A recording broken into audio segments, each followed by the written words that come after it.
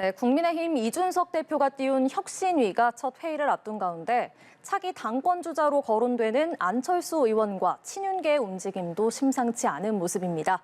또 한편 더불어민주당 이재명 의원은 당내 전당대회 불출마론 속에서도 지지층과 소통을 강화하며 보폭을 넓히고 있는데요. 정치권 이슈들 짚어보겠습니다.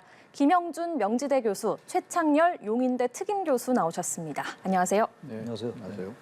네, 먼저 국민의힘 상황부터 짚어보겠습니다. 오늘부터 이준석 대표가 띄운 국민의힘 혁신위원회가 공식 활동에 들어갑니다. 또 한편 친윤계 핵심인 장제원 의원이 띄운 의원 모임이죠. 미래혁신포럼도 오늘 열립니다. 아무래도 이게 서로 견제 성격이 있는 거겠죠? 정당 내에서 네. 그 안에 주도권 경쟁은 항상 있었던 거예요. 그런데 이제 국민의힘에서의 현재 거론되고 있는 여러 가지의 당내 갈등은 좀 이례적이라고 볼 수가 있어요. 왜냐하면은 지금 새 정부가 출범한 지 50일도 잘 안 됐잖아요. 그러면 좀 여당은 뭐 하나로 똘똘 뭉쳐서 정말 기적 같은 정권 교체를 이뤘다고 한다면 새 정부의 국정운영 방향이나 정책 등과 관련돼서 한 목소리로 원투브 일어나가서 가는 게 정상적인 거죠. 역대 모든 정부가 다 그렇겠어요. 그런데 이번에는 좀 그 당대표와 그리고 소위 말하는 그 윤핵관이라고 하는 세력 간에 있어서의 갈등이 자꾸만 첨예화되고 노출이 되다 보니까 국민들이 이제 우려하는 부분이 이제 굉장히 많다고 볼 수밖에 없는 게 아닌가라는 생각이 좀 들고요.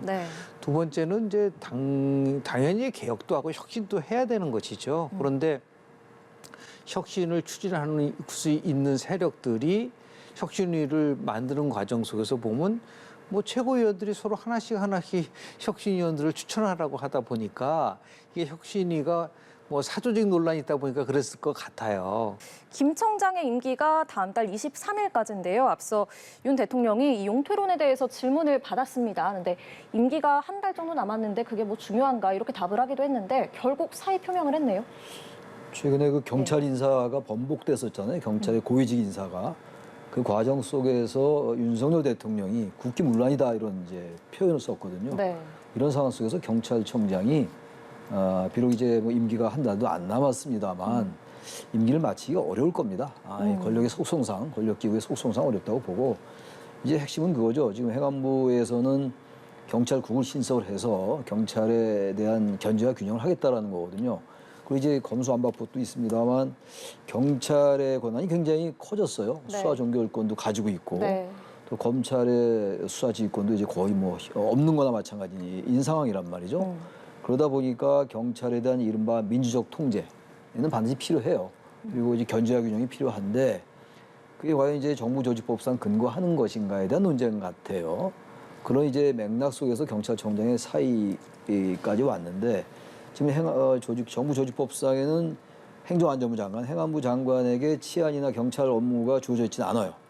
근데 오늘 행안부 장관이 얘기했는데 또 다른 정부조직법상에는 치안에 관한 사무를 관장하기 위해서 행정안전부 장관 소속으로 경찰청 둔다라고 또 나와 있기 때문에 근거가 없는 게 아니다라는 게 또 행안부 입장이거든요. 그런데 경찰의 입장은 그렇지 않다. 행안부 장관의 업무에 치안 업무가 명시되어 있지 않다 이런 얘기예요. 비슷한 얘기 같지만 상당히 다른 얘기거든요. 해석을 좀 다르네요. 그래서 이제 이런 그 정부조직법 규정이 있기 때문에 시행령을 가지고 시행령을 만들어서 정부조직법상까지는 없지만 행안부에 경찰국을 둬서 민주적 통제를 해야 된다는 건데 이 부분에서 지금 상당히 이제 논란이 있는 겁니다. 그 연장에서 이제 사의를 표명했는데 야당은 당연히 이제 그 정부조직법상 문제가 있다. 행안부에 경찰국을 두는 것 그리고 이 부분은 법무부에 검찰국을 두는 것과는 다르다는 게 야당의 주장이고 윤석열 대통령은 그렇지 않다. 법무부에도 검찰국이 있어 검찰을 관장한다. 이런 얘기들인데 외청을 둘 수 있으니까. 근데 이 부분에 대한 여러 가지 이제 논란이 있습니다. 그래서 저는 기본적으로 어쨌든 정부조직법을 바꾸는 게 가장 좀 낫다고 봐요. 그럼 현재 원구성 협상도 안 된 상황이기 때문에 지금 행안부 장관이 이제 그 경찰에 관한 사무를 관장하기 위해서 행안부 장관 소속으로 경찰국 둔다. 이거 가지고 경찰청 둔다라고 돼 있기 때문에 괜찮다고 얘기하는데 이것과 정부조직법에 완전히 이제 행안부 장관의 업무로 있는 건 좀 다르기 때문에 가장 좋은 거는 정당성의 문제, 절차적 정당성의 문제라니 법적인 여러 가지 논쟁을 피하고 그것을 정도로 가기 위해서는 정부조직법을 바꿔서 행안부 장관에게 경찰 업무를 두는 게 맞아요. 과거에 이제 경찰법 1991년도에 경찰법이 통과될 때는 이제 경찰의 자치 경찰로 갔던 거였거든요. 오래된 얘기예요. 그때가 이제 13대 국회 여소야대 때 얘기인데, 근데 그때와 비해서 지금 얘기 많이 다른 것만은 분명해 보입니다. 예. 예, 알겠습니다. 그 김창룡 경찰청장이 어쨌든 이렇게 사의를 표명한 상태고 행안부는 경찰 통제 방안 추진에 속도를 내는 모습이고요. 앞서 최 교수께서는 정부조직법을 바꾸는 게 맞다 이렇게 말씀을 하셨는데 김 교수께서는 어떻게 보셨습니까? 실제로 이제 이러한 갈등이 어디서 시작됐는지에 대한 것들에 대한 평가가 이루어져야 돼요. 우리가 이제 검찰 개혁에 대해서 국민들이 반대하는 사람들은 거의 없습니다. 근데 검찰 개혁은 크게 두 가지 축이 있는 거죠. 하나는 이제 검찰에 대한 민주적 통제 부분이 하나 있고, 네. 또 하나는 검찰의 정치적 중립성 확보라는 이 두 가지 축이 있는 거죠. 근데 어느 한쪽으로 쏠려 나가게 되면은 하나가 희생이 되는 부분 속에 나온 거죠. 그래서 지난 문재인 정권 때의 검찰 개혁은 민주적 통제에다 방점을 두면서 그때 두 가지를 굉장히 강조를 했었어요. 검경 수사권 조정, 네. 그리고 더불어서 공수처를 발족시킨다라는 이 두 가지 때문에 네. 실제로는 검찰이 갖고 있었던 모든 수사권이 경찰로 넘어가다 보니까 똑같은 문제에 봉착이 된 겁니다. 그러면 경찰에 대한 민주적 통제는 누가 하냐는 거죠.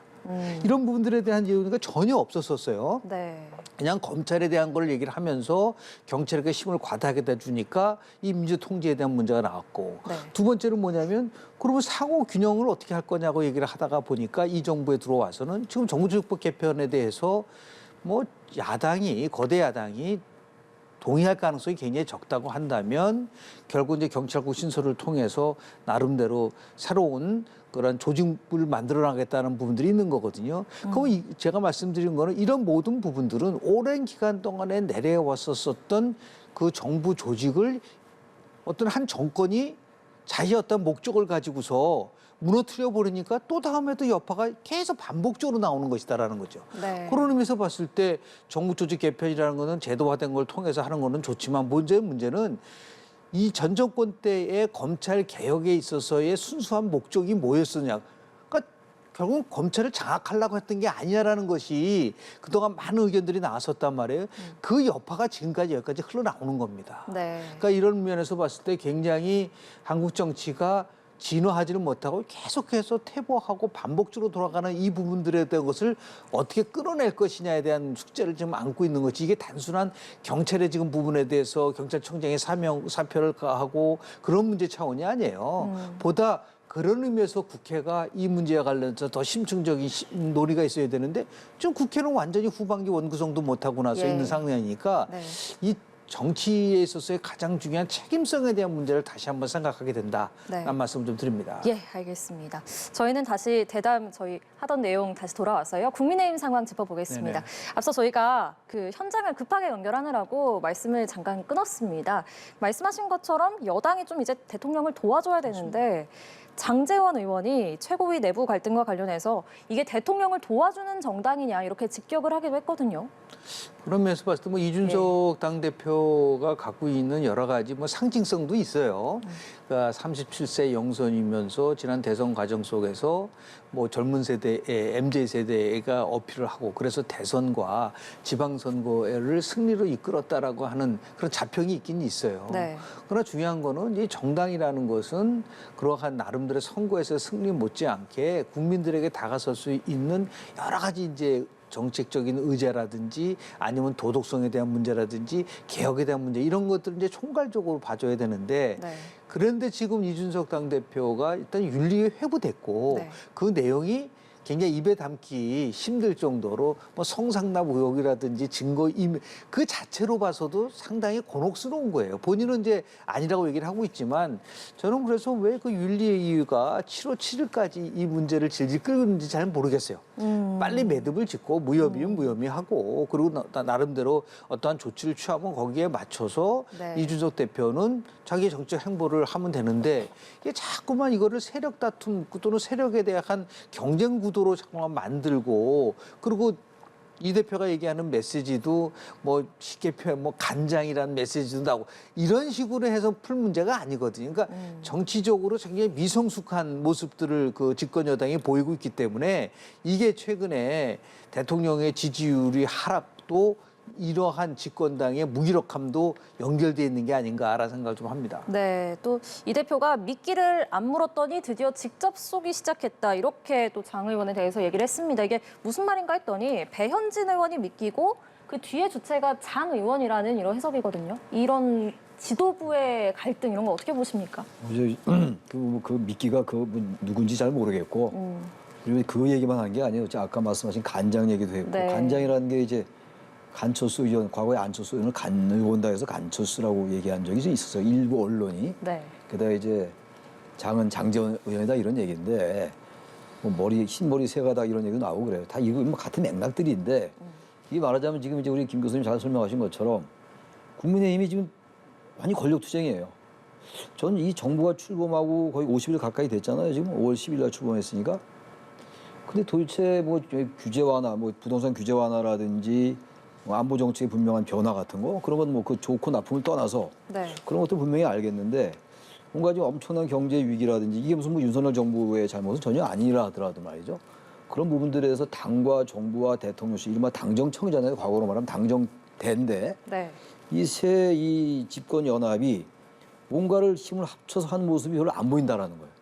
그리고 지금 두드러지는 거는 당내 갈등이에요. 이준석 대표와 이른바 친윤 그룹, 뭐 이제 언론의 표현에 의하면 윤핵관이라는 분들의. 네. 그러니까 대통령을 중심으로 한 이런 측근 세력들이 뭔가 권력을 주도권을 확보해서 해 나가려는 건 좋은데 그게 아마 이준석 대표를 걸림돌로 보는 것 같아요. 근데 뭐 다들 얘기하는 겁니다만 대선도 이기고 지방선거도 이겨서 당 대표가 이렇게 막 고립무원이 되고 당내에서 거의 고립무원 상황이라고 저는 봅니다, 사실은. 최고위원은 뭐 아직은 뭐 최고위원회는 이 대표 쪽에 사람이 많다고는 그러는데 그분도 지금 뭐 이제 안철수 의원이 추천한 사람들은 네. 다 또 국민의당 쪽 사람이라 하더라도 또 정점식 의원 같은 거는 국민의힘 의원이란 말이에요. 네. 이런 상황에서 아주 이례적이긴 한데 또 또 현실이란 말이죠. 그래서 또 이제 당이 선거에서 이긴 정당이 뭐 선제적으로 당의 혁신을 주도하는 것까지는 좋은데 혁신위원회 띄우고 그러다 보니까 또 윤핵관에서는 혁신위원회가 이제 차기 공천을 위한 뭐 내년까지니까 이준석 대표의 임기는 대표의 임기는 네. 뭔가 뭔가 그런 정치적인 노림수가 있는 거 아니냐라는 또 그런 의심을 거두지 않고 있고 그러다 보니까 이런 얘기도 있다고 그래요. 0.73%를 이겼는데 만약 이 대표가 아니었으면 더 큰 차로 이겼다라고 보고 있다는 윤핵관은. 이겼는데 왜 대표를 흔드냐가 아니라 더 크게 있었다. 뭐 이런 식의 논리. 그 양쪽의 논리가 완전히 자신들의 정치적 여러 가지 권력 다툼이거든요. 그러니까 네. 이 부분은 글쎄 모르겠어요. 윤리위제 7월 7일에 어떻게 결론내는지 모르겠는데 이 갈등을 빨리 정리를 하고 뭔가 여러 가지 정책적인 이슈나 아젠다 위주로 뭐 윤핵관과 이 대표가 서로 갈등이 빈다면 오케이 괜찮습니다. 그건. 네. 근데 그게 아니잖아요. 어떤 이슈나 아젠다나 어떤 정책을 가지고 서로 막 이 갈등을 빚는 게 아니란 말이에요. 이거는. 이건 뭐 누구의 잘잘못 따지는 건 별로 의미가 없어요. 지금. 국민들이 볼 때 갈등 상황 자체가 짜증나는 거거든요. 지금 취임하고 50일 됐는데 그러다 보니까 대통령의 지지율이 지금 오늘 보니까 리얼미터 조사가 뭐 데드콜스가 처음 나왔다는 거 아니에요? 리얼미터 조사에 의하면. 그러니까 이런 부분들은 빨리 집권 연합 집권 세력이 빨리 이건 누군가 빨리 그 가닥을 잡아가지고 정리를 해 나가야 돼요. 이거 언제까지 계속 7월 7일까지 계속 이 얘기만 할 겁니까 또? 뭐 증거인멸 의혹이다, 뭐 성상납 의혹이다. 이게 보기도 민망하고 이 부분은 빨리 이제 윤핵관도 그렇고 이 대표도 그렇고 이 대표도 이제 여러 가지 할 말이 많다 하더라도 당 대표로서 리더십에 문제가 있는 것도 또 사실이에요. 그래서 이게 갈등을 몰고 가는 건 당 대표도 책임이거든요. 당 대표로서야 이긴 선거를 2번이나 이겼는데 왜 이렇게 하느냐라고 너무 할 말이 많겠습니다만 또 우리 조사에 하면 또 보수층은 또 당 대표 빨리 그만두라고 또 그러고 있다고 보수층은. 중도와 진보층들은 이 대표의 사퇴에 대해서 반대 여론이 많은 것 같은데 보수층들은 이 대표 빨리 조기 사퇴하라는 거거든요. 네. 이 부분을 이 대표 잘 명심해서 계속 그런 식으로 무슨 뭐 갈등으로 갖고 가는 거 이런 건 좋지 않다. 네. 윤핵관도 마찬가지고요. 네. 이 대표와 안 의원이 또 안철수 의원이 최고위원 추천을 놓고도 계속 충돌을 하고 있습니다. 이게 결국에 최고위 주도권 또 당내 세력을 누가 가져가느냐 이게 해석이 그렇게 줄다리기라는 해석이 나오는데 최고위원이 누가 되느냐가 앞으로 이 대표의 그 윤리위 징계와도 좀 관련이 있는 거잖아요. 그렇죠.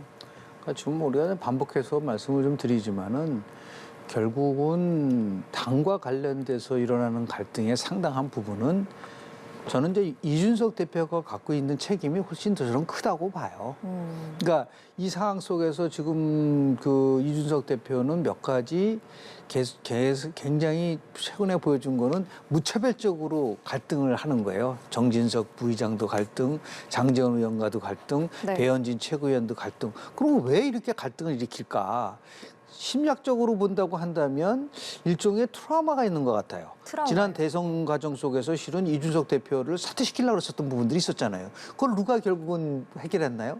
당시에 윤석열 대선 후보가 와서 의원총회에 와서 그 문제가 매듭이 된 적이 있었지 않습니까? 근데 네. 그 이후에 대통령 당선인을 저 후보자를 당황스럽게 했었던 이준석 대표가 실은 잠적한 적도 있었고 말이에요. 그러다 보니까 뭔가 자기를 끊임없이 흔들고 그 흔드는 세력이 윤핵관이라고 하면서 생존을 위한 방어 기제를 자꾸만 피고 있는 것 같아요. 그러니까 예를 들어서 뭐 신머리카락 3개 문제를 포함해서 지금 얘기하는 뭐 미끼, 간장 이런 거는 당 대표의 언어가 아니에요. 훨씬 더 나름대로 성숙하고 그리고 뭔가 자기가 갖고 있는 리더십을 통해서 설득하고 이래야 되는데 오히려 충돌을 하면서 이 프레임을 자기가 윤핵관으로부터 지금 권력을 뺏기다라는 그런 프레임으로 만들어가는 것 같다 이거죠. 네. 그러니까 이 문제는 절대로 그렇다고 하면 상대 쪽에서 있을 때 이 부분을 받아들이기가 어려운 부분들이 좀 있어요. 근데 하나 이제 아쉬운 부분은 뭐냐면 상황이 이 정도까지 왔다고 한다면 지금 대통령실은 이준석 대표와의 회동 그 자체를 부인하고 네. 있지만 실은 이 문제는 당대표와 지도부를 윤석열 당선인이 만나야 돼요. 대통령이 만나서 여하튼 간에 지금 중요한 거는 여당이 원팀으로 해서 이 위기를 극복하자라고 하는 메시지를 전달해야 된다는 거죠.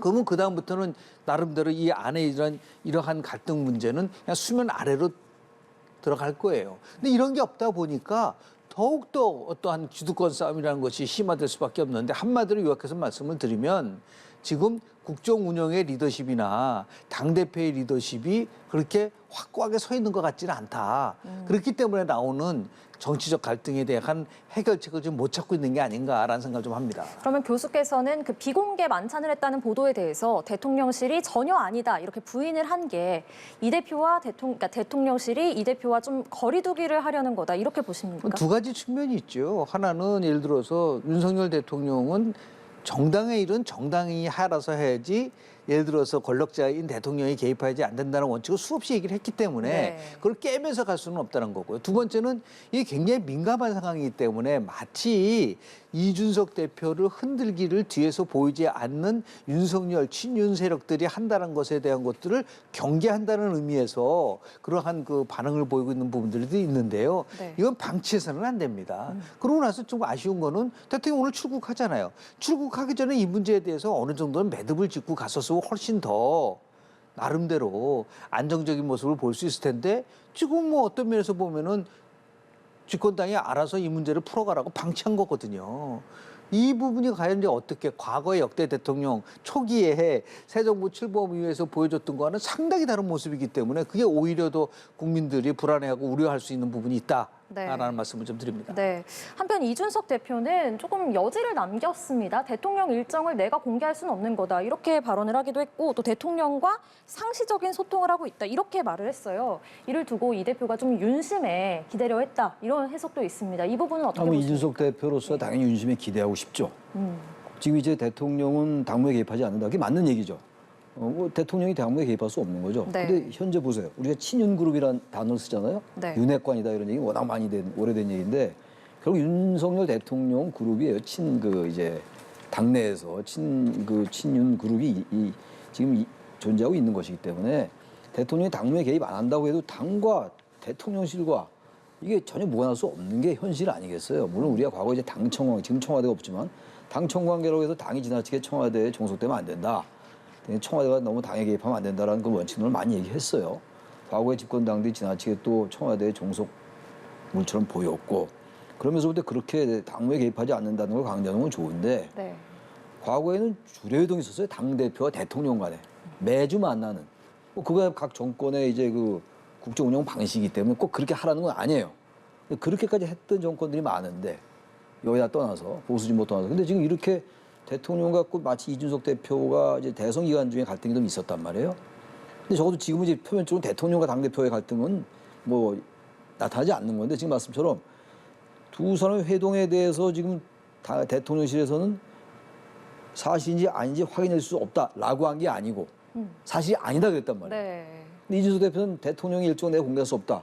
전혀 온도차가 커요 이건. 예. 단지 그냥 이거는 확인할 수 없다. 노 컨펌 노 디나이로 간다면은 이거 만났나 보다라고 해석할 수 있는데 그럼 이제 사실 이준석 대표로서는 힘이 좀 실릴 수 있는데 사실 아니다라고 명시적으로 얘기했거든요. 그러다 보니까 자꾸 이런 얘기가 나오는 건데 이준석 대표로서는 지금 어쨌든 대통령이 뭔가 정리를 해주고 윤핵관들의 여러 가지 자신을 견제하는 이런 움직임에 대해서 한마디 말이라도 얹혀지길 바라는데 네. 아직 윤석열 대통령 말을 아끼고 있거든요. 네. 그래서 이 부분이 전 갈등이 상당히 구조화된 것 같아요 벌써. 이게 딱 누가 말 한두 마디에서 이렇게 정리될 수 있는 사안이 아닌 것 같고 장제원 의원 얘기하는 거 보세요. 이게 대통령을 위한 여당이냐 이런 말 하잖아요. 이건 사실 이준석 대표 직격한 얘기거든요. 이런 상태 속에서 대통령이 또 특정 편을 드는 것처럼 여겨지는 말을 하기도 어렵지 않을까. 그러니까 이건 상당히 구조화되는데 어쨌든 이거는 대통령이 푸는 게 좋을 것 같아요. 이걸 계속 놔뒀던 점점 더 이 갈등이 증폭되고 지지도는 더 떨어질 수 있다. 그 지지도의 부담이 결국 대통령에게 돌아갈 수 있다는 거죠. 네. 또 오늘 윤 대통령이 나토 정상회의 참석차 출국을 하는데 권성동 원내대표는 그 환송을 참석을 하지만 이 대표는 불참한다고 밝혔습니다. 이것도 그러면 약간 불편한 기류가 반영된 거다 이렇게 볼 수 글쎄 뭐 있을까요? 그렇게 해석할 여지는 있겠죠. 그러나 만약에 이러한 지금 쭉 이제 우리가 이 자리에서 말씀 나누는 이런 상황이 아니라면 뭐 당대표 안 갈 수 있어요. 원내대표가 가니까. 그리고 과거에도 뭐 대통령이 해외 순방할 때 당지도가 다 간 것도 아니기 때문에 그런데 지금 상황의 맥락이 안 그렇잖아요. 이럴 때 만약 간다면 뭔가 좀 뭐 계기가 마련되겠구나 생각할 텐데 당대표 안 간다고 그러니까 당연히 또 이거 뭔가 불편한 거 아니냐라는 해석이 또 나오는 거거든요. 네. 모르겠어요. 뭐 당대 대통령실에서 오지 말라고 그러지 않았을 것 같고 이 대표가 알아서 안 간 건지 잘 모르겠습니다. 알 길이 없는데 아무튼간 이런 모든 하나하나의 팩트들이 전부 그런 당의 갈등과 연결시켜서 생각하려는 경향들이 있잖아요. 지금 이걸 어떻게 해소해 나가는 게 당대표도 노력해야 되고 윤핵관이라는 분들도 그렇고 전 대통령실도 노력해야 된다고 봐요. 그게 집권 세력 아닙니까? 근데 집권 세력이 지금 출범한 지 얼마 안 돼서 자꾸만 이런 갈등이 휩싸이게 되면 그걸 누가 어느 국민이 좋아하겠어요? 당연히 이게 대통령 지지율의 하락으로 나타날 수밖에 없죠. 근데 그 네. 신뢰라는 게 중요하잖아요. 저는 이제 이준석 대표가 굉장히 큰 실책을 했다고 봐요. 이 과정 속에서 본인이 본인의 문제를 본인이 해결할 생각을 하지를 않고 네. 대통령을 끌어다가 이 문제를 풀라고 했었던 의도를 보였었던 거죠. 그 엄밀하게 따지면 대통령실 말로 하면은 이준석 대표가 거짓말한 거잖아요. 회동 사실이 없다고 그랬는데 그 말은 아니요. 공당의 당대표가 대통령실에 의해서 거짓말쟁이라는 것이 확인이 됐는데 이게 신뢰가 설질 수 있겠나요? 그런 상황 속에서 대통령을 만날 수 있나요? 못 만나잖아요. 그러니까 항상 정치라는 거는 결과보다는 과정 속에서 공감대를 만들어내고 자신들에 대한 그 나름대로의 기본적인 원칙은 지켜나가야 되는데 그런 것들을 보여주지는 않아요. 무차별적으로 자신에게 유리하면은 그 유리한 수단을 쓰려고 하다 보니까 이 정치가 한마디로 해서 너무나 고고한 정치가 돼버리고 국민들에게 봤을 때는 정말 혐오의 정치로 가고 있는 부분들이 있기 때문에 이 문제에 대해서 정말 이 시점 이후로 7월 7일까지 이준석 대표가 지금과 같은 행태를 계속 보여서는 안 된다고 저는 봐요. 오히려 좀 무게감 있게 그리고 더 나가서 지금 가장 중요한 현안이 될 수 있는 지금 정책 혼선들이 굉장히 많잖아요. 그 정부와 내각 사이에서 이런 분들을 어떻게 해결할 것인가가 아니 내각에 대해서 최고위원회에서의 주제가 돼야 되는데 뭐 악수를 했니 안 했니 등을 쳤느냐 않지 이 문제 가지고서 그 집권당의 최고위원회가 묘사된다는 거는 그건 지극히 잘못된 길이다라는 것을 좀 말씀을 좀 드리고 싶습니다. 네, 알겠습니다. 보다 책임 있는 여당의 모습을 좀 네. 바라신다 이렇게 볼 수 있을 것 같고요. 저희가 민주당 얘기로 넘어가면요. 이재명 의원이 지난 주말에 지지자들과 SNS로 아주 활발하게 소통을 했습니다. 당내에서는 사실 불출마 여론이 거센 상황인데 당권 채비를 하고 있다 이렇게 봐야 될까요? 그렇죠. 뭐 처음부터 개항을에 출마할 때부터 당권을 겨냥한 전제라는 부분들이 지배적이었었잖아요. 근데 두 가지 면에서 좀 지적을 좀 해주고 싶은 거는 네. 조금 똑같은 거예요. 이재명 리더십이 엄청나게 위기에 봉착돼 있다. 그러니까 이 민주당의 위기를 어떻게든 간에 극복하려고 한다고 한다면 자기 희생의 모습, 선당 후사의 모습을 보여줘야지 결집하는 건데 저런 식으로 108번 계속 한다고 하면서 결국 결정을 못 내리고 그 과정 자체가 아유 민주당에는 희망이 없구나라는 부분들. 그 김민석 의원 같은 경우는 지금 더 깊이 들어가면 분당될 수도 있다라고 하는 좀 굉장히 위험한 시점이라고 얘기를 한다고 한다면 네. 빠른 결정을 내려서 출마를 하지 않든 그런 부분들이 있는데 그렇게 자꾸만 비민 돌려가고 한편으로는 자기 핵심 지지계층 만나고 한다는 거는 네. 도대체 이재명의 정치는 누구를 위한 정치인가라는 근본적 문제에 봉착이 될 수밖에 없다는 것을 빨리 깨달아야 돼요. 근데 그걸 못하고 있다는 부분이 좀 아쉽다고 볼 수가 있는 것이고요. 네. 더 나아가서 이 문제 가지고 민주당은 비대위 체제예요. 그럼 비대위원장이 이 문제에서 좀 뭘 하고 있는 건가? 그냥 룰 만들고 2개월짜리 8월 말에 치러지는 전당대회를 준비하는 과정으로만 끝나서는 안 된다. 뭔가 국민이 그래서 민주당이 변한다는 모습을 보인다고 한다면 비대위원장이 예를 들어서 이재명 지금 그 의원과 왜 단판을 못 짓습니까?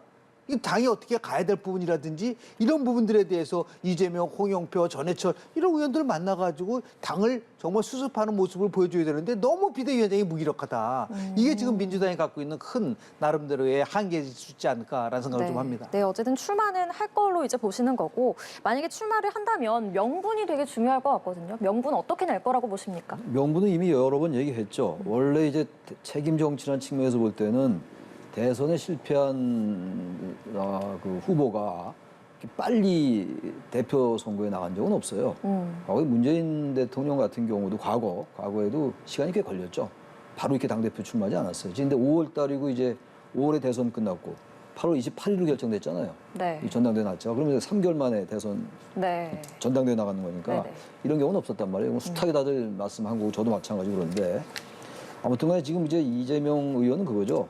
당에 이제 구심점이 없다. 당내 그리고 이제 본인만한 스스로 자신만한 그러한 대권 주자가 없기 때문에 오히려 책임을 지기 위해서라도 자신이 책임이 가장 큰 사람인데 대선의 후보였기 때문에 지방선거에 총괄선대위원장을 했기 때문에 책임이 크지만 이 책임이 크기 때문에 나 이 책임을 회피하지 않겠다. 책임을 지기 위해서 나는 대표 나간다. 이런 논리거든요. 네. 근데 그건 한편으로는 굉장히 네. 좀 이중적인 논리일 수 있죠. 논리는 구성하기 나름이긴 한데 책임이 있으면 안 나오는 게 맞는 거죠, 원래. 그게 원래 책임 정치 아니에요? 좀 이제 약간 숙고도 하고 성찰의 시간도 갖고 그러다가 사실 내년 후년도에도 당대표 선거가 있잖아요. 그 대선은 또 그 다음이고 그때 나와도 좀 될 것 같은데 아무튼 이재명 의원은 뭐 저도 거의 뭐 100% 이상 나올 것 같거든요, 전당대회. 그리고 요즘 벌써 이제 소통을 활발히 시작했잖아요. 그 네. 개혁의 딸들이라는 네네. 분들과 양아들이라는 분들하고 다 했기 때문에 자신의 지지 세력, 팬덤 정치 팬덤 지지 세력들하고 했기 때문에 이건 뭐 전당대회 나가겠다는 하나의 의지의 표명 같아요.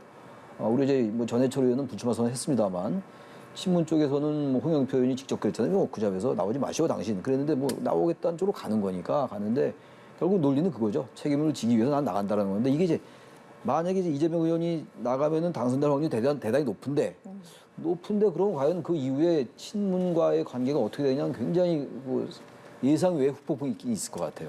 그렇게 공식 요구에도 나갔기 때문에 이게 완전히 이제 친문을 정리하고 쇄신으로 막 가고 이렇게 갈 텐데 나중 얘기입니다. 근데 그게 과연 친문재인 쪽에서 그대로 받아들일 수 있을지 문재인 정권 때 뭐 대깨문도 마찬가지 아니냐 이런 논리도 가지고 있거든요. 이쪽에서는 네. 이 친명계에서는 그러니까 이게 서로를 비방한 쪽으로 가버리면은 네. 우리가 지금 국민의힘 비판적으로 많이 얘기했습니다만 민주당도 그래서 민주당 지지율이 안 좋은 거예요 지금. 국민의힘이 잘하는 게 별로 없는데도 불구하고 민주당이 더 낫잖아요. 나중에가 바로 이런 거거든요. 예, 말씀하신 것처럼 그 팬덤 정치를 박지원 전 비상대책위원장이 비판을 해오지 않았습니까? 네. 그런데 폭력적 팬덤의 원조는 극렬 문파다. 이들의 눈엣 가시가 돼서 온갖 고초를 겪은 대표적인 정치인이 이재명이다. 이렇게 말한 걸 두고 또 이원욱 의원이 이재명 의원 앞에서는 한없이 약해진다. 최고위원회라도 뭐 도전하고 싶은 거냐. 이렇게 또 정조준했거든요. 저는 박지원 전 비대위원장을 좀 개인적으로 민주당이 많이 좀 보태주고 지원해주고 이래야 되는 입장이에요. 어쨌든 젊은 정치인이고 뭔가 그래도 중도적인 얘기도 하고 팬덤 정치를 비판하고 그러잖아요. 근데 네. 거기다 대고 지금 말씀 느닷없이 저도 지금 과거에 대깨문을 비판했습니다만 그거 안 좋았던 거였잖아요. 안 좋아서 지금 정권을 뺏긴 거 아니에요. 5년 만에. 근데 그거 얘기하니까 이래도 된다라는 얘기로 들려서 박지원 비대위원장이 평소에 하던 논리와 이재명 의원을 이렇게 두둔하는 것처럼 들리니까 그 정당성이 훼손돼요. 그건 이원우 의원의 말이 좀 일리가 있는 것 같아요. 양쪽을 다 비판해야죠. 대규모만 비판하고 친명 괜찮다라는 얘기 들리면 아니 이재명 의원을 지지하는 그 팬덤 정치 괜찮다고 그렇게 해석될 여지가 있기 때문에 그거는 그 뭐냐. 사실상 당의 쇄신을 주장하는 게 아니라 기실 이재명 의원을 지지하는 거였구나라는 비판을 들 수가 있잖아요. 그건 제가 볼때 이원우 의원의 말이 좀 일리 있다고 생각합니다. 네.